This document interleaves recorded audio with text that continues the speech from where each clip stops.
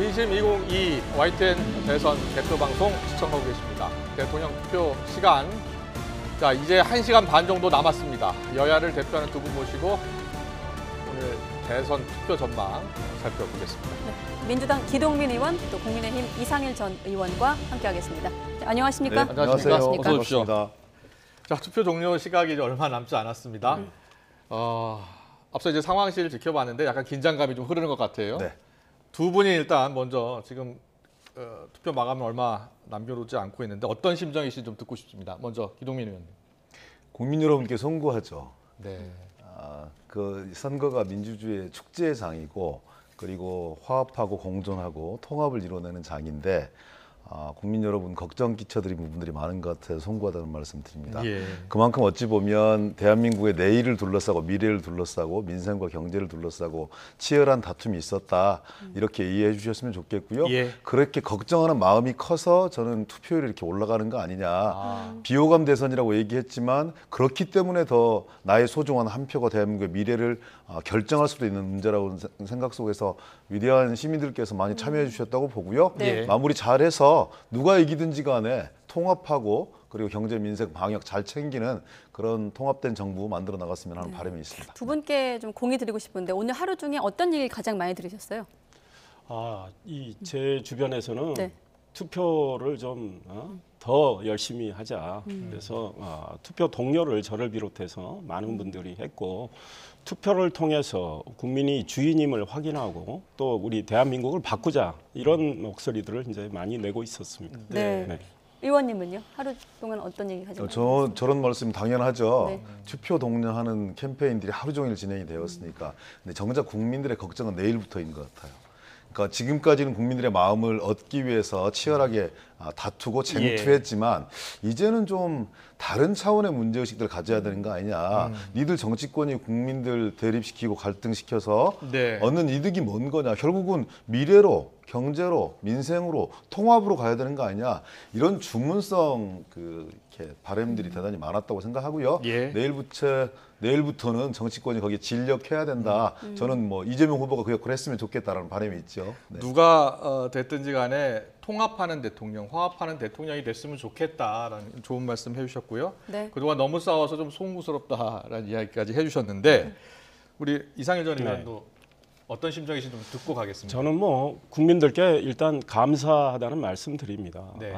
지난 5년에 대한 평가를 이제 국민들께서 하시는 선거고 예. 물론 대선 과정에서 치열한 다툼을 통해서 또 갈등 양상도 보였지만 네. 국민들께서 현명한 눈으로 다 관찰을 하셨고 마음을 정하셔서 정말 오늘 신성한 주권 행사를 이제 하시는 국민들이고 또 투표 참여 열기가 매우 높아서 국민들께 감사를 드리고 네. 사실 우리 기동민 의원님 말씀처럼 이제 내일부터는 이제 아마 당선인이 나오실 거 아닙니까? 예. 이 지금 갈라진 우리 국민들을 이제 통합하는 노력 그리고 여야가 뒤바뀌더라도 협치하는 노력 예. 그걸 통해서 정치가 국민들의 삶에 조금이라도 보탬을 드리는 이런 일들을 이제 해 나가야 되는데 네. 국민들께서 아마 새로운 당선인이 나오면 그 기대를 가지고 또 당선인이 그런 일을 할 수 있도록 또 적극 뒷받침하실 것이기 때문에 네. 국민들께 감사 인사부터 드리고 싶습니다. 알겠습니다. 저희가 시작할 때 5시 기준 투표율을 확인했는데 이제 6시 기준 투표율이 집계되고 있습니다. 이 시각 현재 투표율 75.6%를 기록하고 있습니다. 네, 이 시각 현재 투표율 75.6%인데요. 지난 대선 투표율이 77.2%였는데요. 당초 사전 투표율이 36.9%로 역대 최고치를 기록해서 80%까지 넘어서는 것 아니냐 그런 전망들이 많았는데요. 네. 지금 현재 투표율을 보면 지난 대선 수준 정도 되지 않을까 이런 생각이 드네요. 어떻게 보셨어요? 저는 저 투표율 대단하다고 생각합니다. 예. 사전 투표율이 높았던 건 여러 가지 이유들이 있어요. 저희들은 이제 단일화에 대한 역풍이다 이런 해석들도 했지만 오미크론으로 인해서 나의 어떤 그 참정권이 제한될 수도 있는 거 아니야라는 서두르는 마음들도 있었을 예. 거고 거기는 또 정권 교체를 희망하는 분들의 참여들도 있었다. 몇 가지가 합쳐져서 이렇게 높은 사전 투표율로 드러났고요. 80%를 돌파할 수도 있겠다 이런 생각들이 들었는데요. 저는 뭐 77%든 78%든 예. 이런 어려운 상황 속에서 소중한 자기의 권리 행사를 통해서 통합 정부를 세워나가기 위한 그리고 좀 더 유능하고 민생과 방역, 경제를 잘 챙겨낼 수 있는 후보를 선택하기 위한 이런 국민들의 위대한 행렬 자체를 아주 적극적으로 판단해야 된다. 예. 그래서 누가 이기든지 간에 제가 보기에는 별로 이상할 게 없는 네. 거의 대다수의 국민들이 참여한 선거이기 때문에 상당한 정도의 정치적 의미가 있다 저는 이렇게 생각합니다. 네, 예. 18시 기준으로 하면 2.9% 포인트가 이전 선거보다 좀 높은 것으로 네. 파악되고 있고 19대 대선 같은 경우에는 이제 보궐선거였기 네. 때문에 8시까지 투표를 했었고요. 오늘은 이제 확진자 또 자가격리자 투표까지 7시 반까지 네. 네. 진행된다는 점을 말씀드리겠습니다. 네. 혹시 지금 투표를 어떻게 보고 있습니까? 그렇습니다. 이미 19대 대선 때 5년 전에는 8시까지 투표가 이루어졌는데 오늘은 이제 확진자 격리자 투표가 7시 반까지 그렇습니다. 진행이 되죠. 그런데 지금 확진자 격리자의 숫자가 제한이 되어 있기 때문에 과연 지난번 투표율을 상회할지는 잘 모르겠습니다. 지켜봐야 되겠는데 네네. 비슷한 투표율이 결국은 나올 걸로 보이는데 네. 이제 그 투표의 내용은 저희들이 개표를 해봐야 아는 거고 저희 입장에서는 이번에 정권 교체를 원하시는 우리 국민들이 여론조사 공표 금지되기 전에 확인할 수 있었듯이 정권 유지를 원하는 국민들보다 10에서 15%포인트 정도 높았기 때문에 네. 이 정도 투표율, 높은 투표율을 지금 기록하는 상황이라면 정권 교체를 원하는 분들이 상당히 투표장에 더 많이 나왔을 걸로 지금 믿고 있습니다. 그래서 개표를 기대하고 있습니다. 알겠습니다. 사전 투표율 높을 때도 양당이 서로에게 유리하다라고 이야기했는데 뭐 상상과 희망은 자유니까. 예. 뚜껑은 열어봐야 알겠죠. 네. 알겠습니다. 그럼 역대 대선 투표율을 한번 볼까요? 자, 입체 그래픽으로 보여드리겠습니다. 역대 대선 투표율을 보면요. 16대 70.8, 그리고 17대 63, 그리고 18대 75.8, 그리고 19대가 77.2였고요. 지금 네. 이 시각 현재 투표율이 75.7이네요. 네. 그리고 여긴 안 나오지만 가장 높았던 건 13대 때 89.2% 기록한 거를 기억하고 있고 사실 19대 같은 경우는 이제 탄핵 전국 넘어서 조기 대선이 이루어졌던 점이 기억이 나고 그 앞에 18대 같은 경우는 지금처럼 초박빙이었거든요. 좀 비교해서 본다면 어떻게 보십니까? 그러니까 한때는 모두 말씀드렸습니다만 어느 해보다 비호감이 높은 후보들에 대한 비판들이 꽤 있었잖아요. 네. 그렇습니다. 그래서 위대한 현인을 뽑는 게임이 아니라 흠집이 덜한 사람을 뽑는 거 아니냐 이런 비아냥과 조소가 있었지만 사실은 시간이 지나면서 또 후보들의 옥석이 가려지고 진실이 가려지고 그러면서 판단 기준이 명징해졌다고 저는 생각합니다. 예. 물론 이제 이상인 의원님께서 말씀 주신 것처럼 5년에 대한 평가가 있죠. 회고적 이 투표에 대한 평가가 저는 있다고 생각하고 다만 총선과 지방선거와는 달리 대선은 결국은 향후 5년을 대한민국을 어떻게 설계할 거냐. 경제와 미래, 방역, 한반도 평화 이런 문제들을 누구와 국민의 뜻을 받들어서 함께 개척할 수 있을 것인가에 대한 전망적 투표의 성격 역시 저는 있다고 생각합니다. 네. 그런 부분들이 맞아떨어져서 저는 상당한 참여 열기로 드러난 것이고 그런 참여 열기가 결국은 정치권 내에서는 대립하고 갈등했지만 국민들 내에서는 상당한 통합적인 에너지가 시너지 효과들을 일으키면서 상당한 정도의 어떤 성숙도를 나타내고 있는 거 아니냐 저는 이렇게 생각합니다. 네. 두 분 다 협치 이야기해 주시고 또 통합 정치 이야기해 주시니까 어제와 사뭇 다른 분위기여서 저희들도 상당히 좋습니다. 미래의 어떤 대통령, 20대 대통령이 누가 될지 모릅니다만 네. 통합 협치 반드시 필요하죠. 예. 그리고 지금 저기 화면으로 보여드렸는데 저희가 이제 어제 마지막 날 유세 장면을 보여드렸습니다.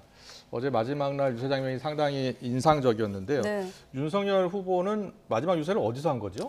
이 서울시청 앞 광장에서 사실상 이제 마지막 유세를 하시고 나서 건국대 앞에 또 이동을 했고 그 다음에 마지막에 이제 강남역 부근에서 젊은층과 호흡을 하면서 대장정을 마무리를 했고요. 예.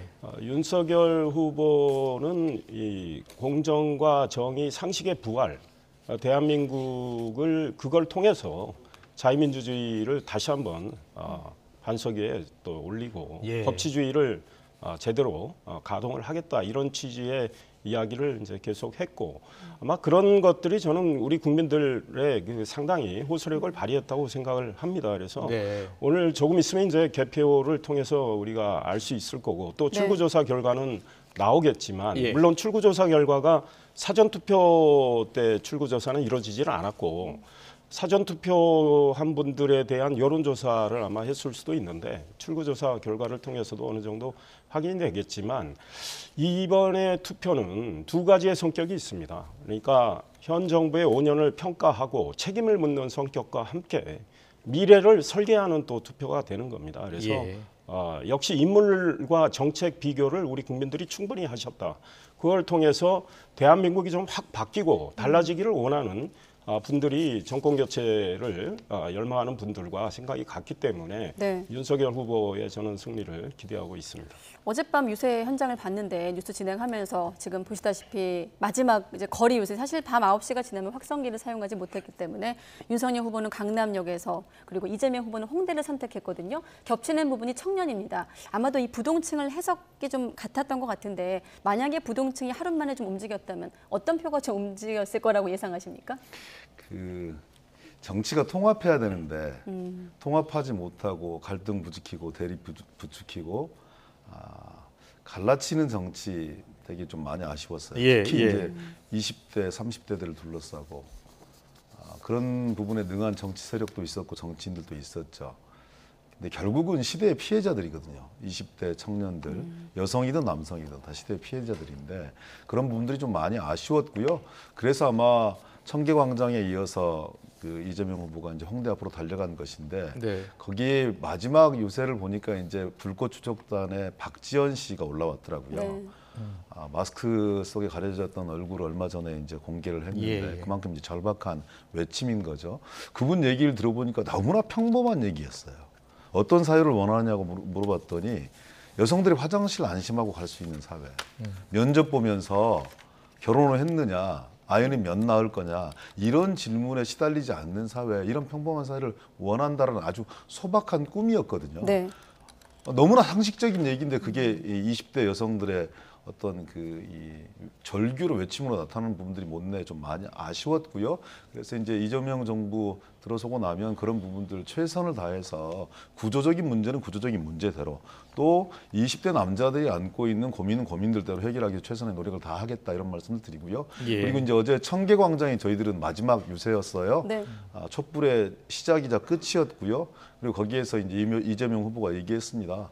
김구 선생의 못다 이룬 자주 독립의 꿈, 그리고 김대중 대통령의 평화 통일의 꿈, 노무현 대통령의 반칙과 특권이 없는 사회, 그리고 지금 문재인 대통령이 하고 있는 나라다운 나라, 이것을 계승하고 연장시켜 발전시켜 나가겠다, 이재명이 역할하겠다 이런 말씀들 주셨는데요. 그런 마음을 가지고 22일을 치열하게 달려왔고요. 이제 국민들의 선택이 남아있다고 생각합니다. 네. 앞서 보니까 상록수를 다 함께 부르면서 눈물을 흘리는 모습이 잠깐 나온 것 같은데 어떤 이유 때문에 눈물을 흘리셨답니까?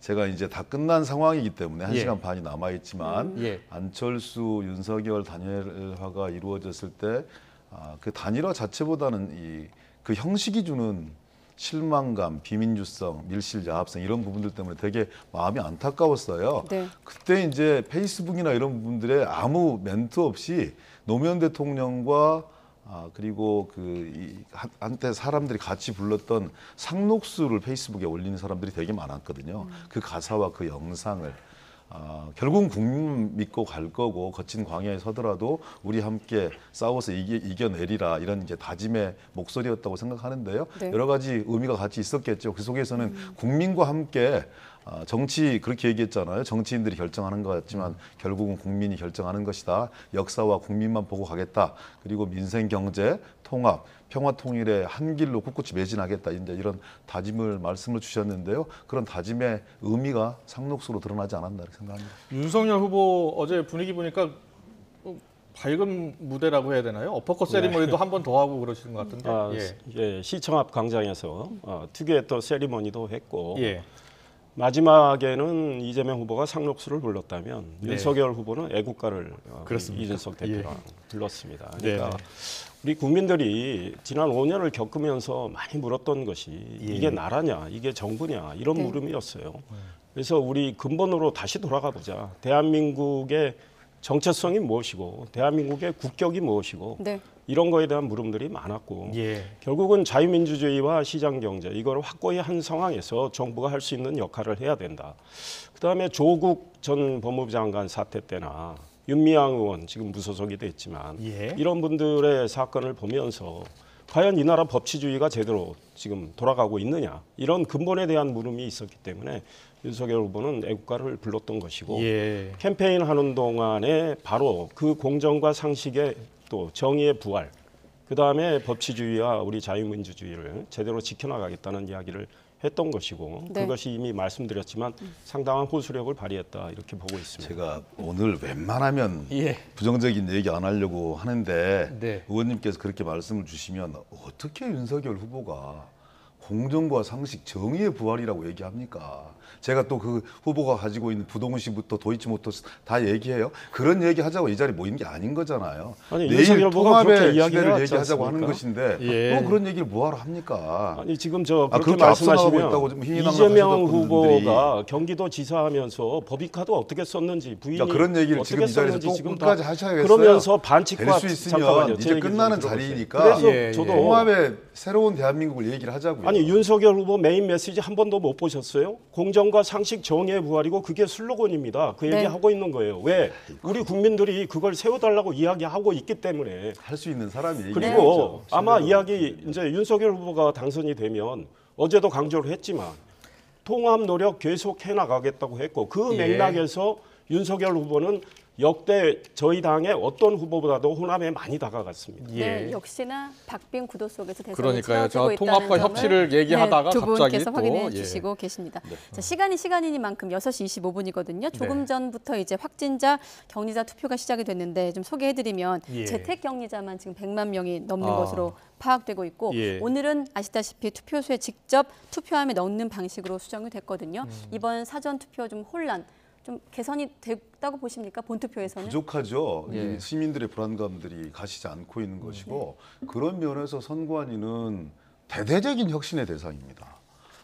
이번 상황을 평가하는 것은 물론이고 이 정치 도의적 책임 플러스 사법적 책임까지 저는 각오를 해야 되는 문제다. 예. 국민들의 이 주권 참정권의 문제를 이렇게 소홀하게 관리하는 이 집단 같은 경우는 저는 뭐 국민적 심판에 직면할 수밖에 없을 것이다. 걱정스러워서 국회에서는 9시까지 좀 투표 시간을 연장을 하자. 예. 그런데 선관위가 현실적인 이유를 항상 대죠. 예산의 문제, 또 다른 문제들을 대가면서. 그러니까 물론 이런 건 있습니다. 사상 초유의 오미크론 이 사태이기 때문에 확진자가 늘어났기 때문에 이것을 어떻게 관리할 것인가에 대한 전범과 교범이 없어서 실수할 수 있다고 보여집니다. 그런데 실수할 수 있는 정도의 차이가 저는 너무 심하다고 예. 생각하거든요. 그런 면에서 되게 많이 반성했을 텐데 그렇더라도 하여튼 오늘 최선을 다해서 임하고 있는 것이고 7시 반까지 가면 투표하실 수 있기 때문에 대한민국 국민 여러분께서 네. 선관위는 호되게 혼내주시되 예. 하여튼 이 투표 권리 포기하지 않았으면 좋겠습니다. 이 선관위원장이 어제 마지못해 사과하는 듯한 이런 모습도 책임윤리에 어긋난다고 생각을 하고 선거가 다 끝나면 그분은 본인의 이 책임에 대해서 다시 한번 결심을 해야 된다고 보고요. 우리 국민들이 정말 이 선거 관리에 관한 한은 세계 최고라는 자부심이 있었는데 이번에 사전투표, 확진자, 격리자 투표에서는 그 믿음이 무너졌단 말이죠. 그래서 선관위에 대한 불신이 굉장히 커진 상황. 국민이 자기가 투표한 거를 자기 손으로 투표함에 넣지 못하게 했던 거, 직접 투표 원칙, 비밀 투표 원칙에 어긋났던 거, 선관위는 정말 반성을 제대로 해야 되고 네. 책임져야 할 분들은 다 책임져야 합니다. 네. 오늘 지금 확진자, 격리자 투표 상황이 현재 어떻게 진행되고 있는지 모르지만 예. 이미 말씀하신 대로 국회에서 9시까지 좀 했으면 좋겠다는데 선관위가 비용과 인원 이유로 여야가 1시간 공이 반 9시까지 좀 그렇게 연장하자라고 합의했었습니다. 이야기했었죠. 네, 걱정이 그랬는데 많이 되니까 예. 1시간 반 만에 과연 원만하게 이 투표가 이루어질지 이런 것들이 좀 걱정이 있습니다. 네. 알겠습니다. 다행히 이제 사전 투표 때보다는 훨씬 더 늘어난 한 14,000개가 넘는 투표장이니까 저는 국민 여러분께서 부족한 부분들 항상 채워주셨거든요. 죄송스럽습니다. 이런 말씀 국민 여러분께 드리는 거예요. 여야가 그 부분은 꼭 따져봐야겠다. 추후에 법적인 책임까지 물어야 할 것은 물어야겠다라고 네, 이야기해 그렇습니다. 줬습니다. 오늘 두 여야 의원분들 모시고 이번 대선의 의미 그리고 앞으로 어떻게 우리가 정치를 나가야 하느냐 우리 국민들을 위해서 네. 협치와 통합을 이야기해 주셔서 참 잘 들었습니다. 앞으로도 계속 여야 누가 대통령이 되든 국민들을 위해서 협치하는 모습 보여줬으면 좋겠습니다. 오늘 두 분은 여기서 보내드리겠습니다. 다음 뉴스가 또 준비가 네. 돼 있어서요. 오늘 감사합니다. 잘 네, 들었습니다. 고맙습니다. 고맙습니다.